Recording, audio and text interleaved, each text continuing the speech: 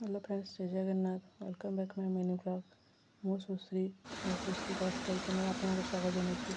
आज मैं प्रस्तुत करने जाऊँगी कांकड़ आलू तरकारी। किसी कांकड़ कांकड़ फास्ट परिष्कार कर धोई देती।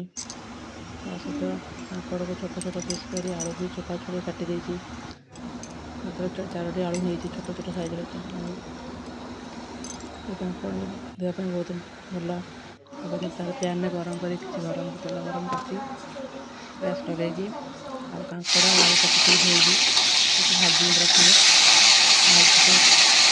भाजी पानी देवी देखते भाजी आएगा। लुण हल्दी पकई भाजी मसला प्रस्तुत कली अदा रसुण प्याज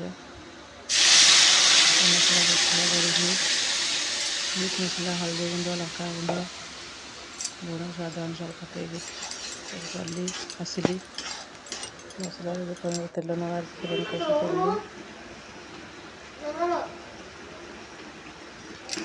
तार देखते प्रस्तुत कर कांकड़ मसला मिक्स कषि कर कांकड़ आलू जो भाजी रखी पकईबी मसला कषि गंध न मला पर्यटन कषि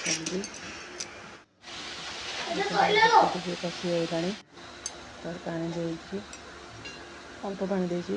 आप ग्रेवी अनुसार चाहिए से अनुसार करेंगे। यदि वीडियो भल लगे तो लाइक शेयर सब्सक्राइब।